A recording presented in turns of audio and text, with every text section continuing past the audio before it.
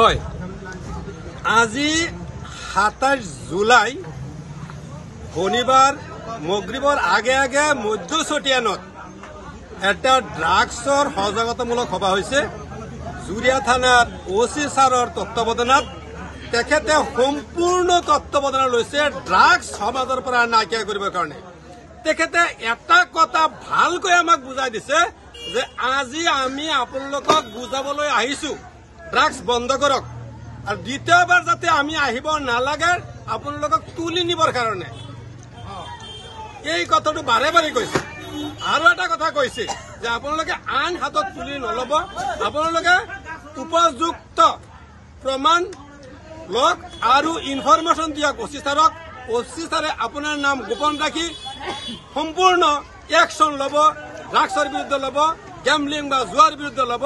সমাজ বিৰোধী প্ৰতিটো কামৰ লগত ওসি সাৰ আপোনালোকৰ লগত সহযোগ কৰি সমাজৰ পৰা সমাজ বিৰোধী কাম ধ্বংস কৰিবলৈ দৃঢ় প্ৰতিজ্ঞা হৈছে আজি মই চটিয়ানবাহী ৰাইজক ধন্যবাদ জনাইছো এনেকুৱা মিটিং আৰু আহ্বান কৰিবৰ কাৰণে ৰব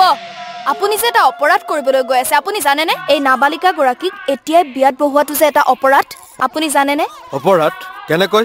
মোৰ ছোৱালী মোৰ কথা তুমি যিয়েই নোকোৱা ভূঞা 18 বছৰৰ তলৰ যিকোনো কন্যা সন্তানৰ বিয়া দিলেই আইনগতভাৱে এক দণ্ডনীয় অপৰাধ বিয়া দিয়াজন যিমান দায়ী বিয়া পতাজনো সমানে দায়ী এতিয়া তাই পঢ়া শুনা কৰাৰ বয়স খেলা ধূলা কৰাৰ বয়স তাই খেলিবলৈ দিয়ক পঢ়িবলৈ দিয়ক আৰু চাব এদিন আপুনি তাইক লৈ গৌৰৱ অনুভৱ কৰিব পাৰিব এতিয়াই তাইক সংসাৰৰ বোজা দি তাইৰ ভৱিষ্যত জীৱনটো অন্ধকাৰ কৰাৰ অধিকাৰ তোমাৰ জানো আছে মোৰ ভুল হৈ গ'ল মাজনী মোক ক্ষমা কৰিবা